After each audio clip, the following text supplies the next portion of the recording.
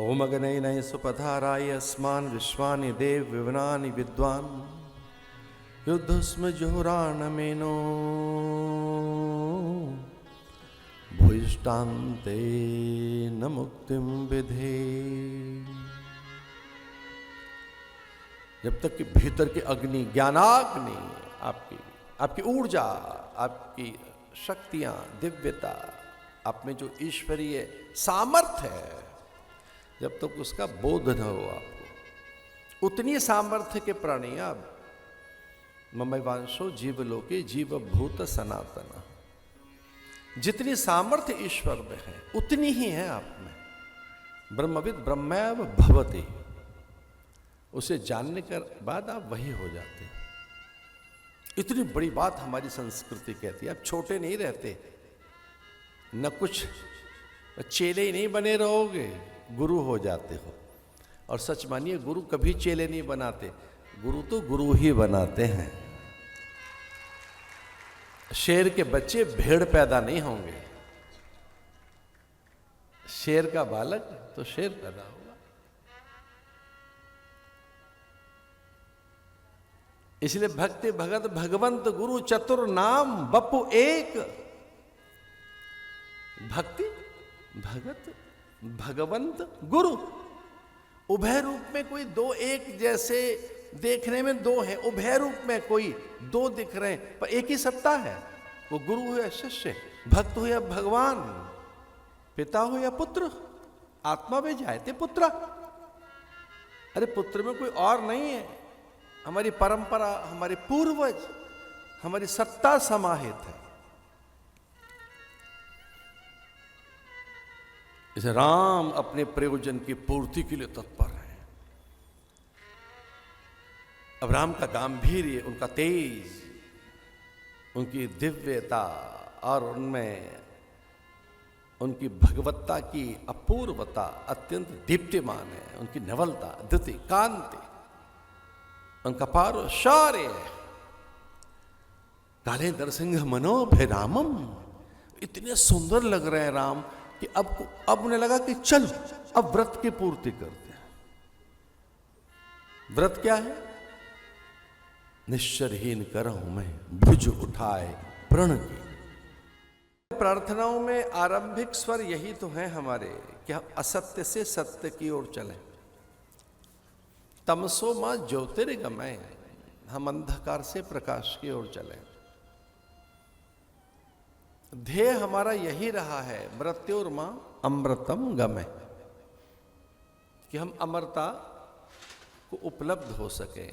वयम अमृतस्य पुत्रा, शास्त्र कहते हैं कि हम कभी नहीं मरे हैं, देह मरती है। तो आत्मा की अमरता, उसकी सनातनता, उसकी नित्यता, अखंडता, अव्ययता की चर्चा भारत के पास है। काल की गणनाएं भारत ने दी है पूरे संसार को। काल गणना में शून्य का बोध भारत ने कराया है। ये शून्य विराट तक लेकर जाती है, एक के साथ जुड़े तो और जुड़ती जाए तो विराट तक जाती है, अनंतता तक लेकर जाती है। ये शून्य कुछ नहीं है ऐसा नहीं है, इसमें ही विराटता है। एक के साथ जुड़कर दो, और फिर एक और, फिर 100, फिर एक और जुड़कर 1000, फिर एकदम लाख होती है। ये करोड़ होते हुए, असंख्य असंख्य होते हुए, ये पद्म और ऐसे होते हुए अनंत होती है। नमोस्तुनंताय सहस्त्रमूर्तये, ये अनंत हो जाती है। इसलिए काल की गणना में हमने शून्य का ज्ञान कराया, दशमलव का ज्ञान कराया, प्रतिशत का प्रबोध कराया। आज भी संसार भर के गणितज्ञ, आविष्कारक, विचारक, अभियंता, चिकित्सक और आर्टिफिशियल इंटेलिजेंस की हल्की फुल्की समझ रख रहे लोग, वो कहते क्या आर्टिफिशियल इंटेलिजेंस की बात कर, उसके पार सत्यता का ज्ञान जिनके पास है वो भारतीय है। इसलिए प्रतिशत का प्रबोध, दशमलव का ज्ञान, अंक का ज्ञान, काल का ज्ञान और आत्मा की अमरता का ज्ञान हम भारतीयों ने दिया है। शुद्धो हम, बुद्धो हम। बेचारे कहते कि हम मनुष्य सामाजिक पशु हैं, social animal. We are not social animal ना, हम पशु हैं क्या?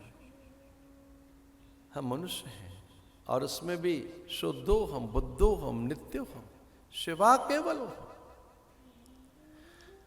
शरीर, मन, बुद्धि, चित्त, प्राण, गति, मति, गुण, धर्म, काया, विचार, मांस, मेद, रुधिर, अस्थि, इससे पृथक की सत्ता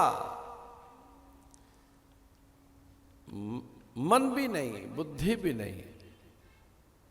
मैं सनातन हूं, ये बोध भारत कराता है सबको।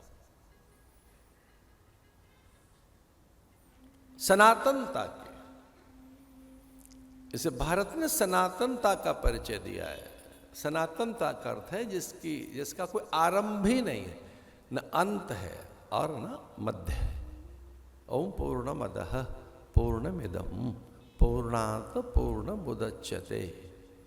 चारों वेदों ने ये 4 स्वर दिए। अहम ब्रह्मास्मि, तत्त्वमसि, प्रज्ञानम ब्रह्म, अयम आत्मा ब्रह्म।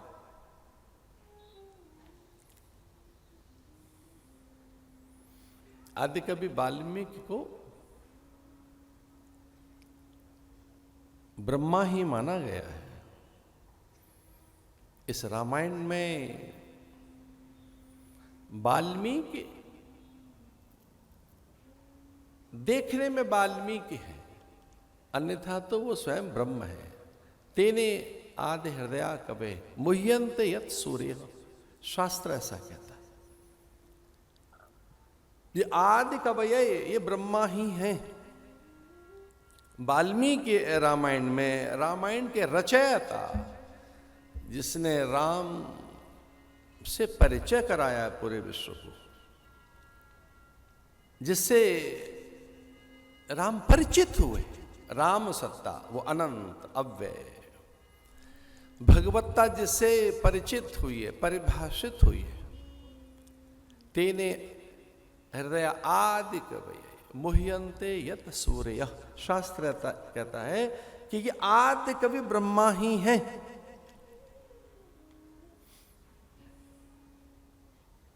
वंदे कवीश्वर कपीश्वरो, ये कपीश्वर कोई और नहीं, स्वयं ब्रह्मा है।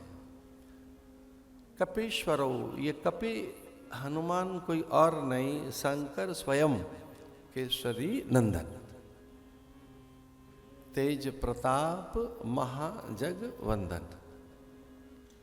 इसलिए स्वयं केशरी नंदन, स्वयं अनेक स्थानों पर है, अनेक प्रमाण हैं कि वे एकादशवें रुद्र हैं, किम पुरुष हैं।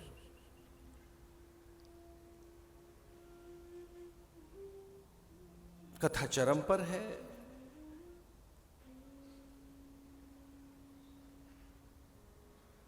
भरत विजयी होके लौटे हैं। भरत का कोई और प्रयोजन है ही नहीं, राम की प्रसन्नता। राम के मुखमंडल पर म्लानता ना आए, विषाद ना आए। राम के अंतःकरण में व्यथा, क्षोभ और किसी कारण से कष्ट न हो। भरत का यही प्रयोजन है। भरत महात्मा है और महात्माओं का स्वभाव ऐसा ही होता है। वो मनसा वाचा कर्मणा किसी को व्यथित नहीं करते। महात्मा अपने धर्म का निर्वाह करते हैं।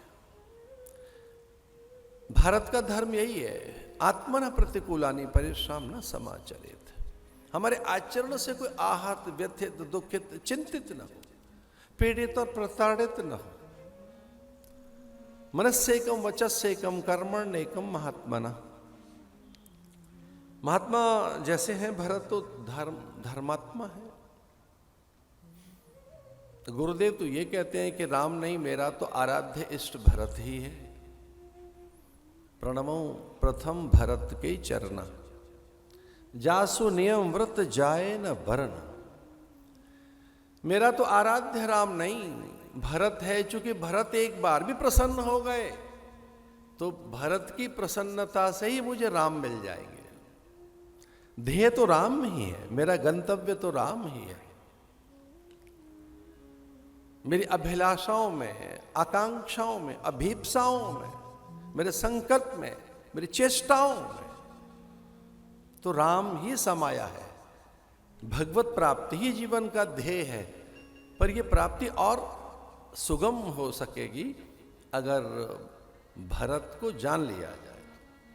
इसलिए वो कहते हैं प्रणवं प्रथम भरत के चरण। ऐसे भरत सादर शीश पादुका शीश पर रखकर सादर लौट आए।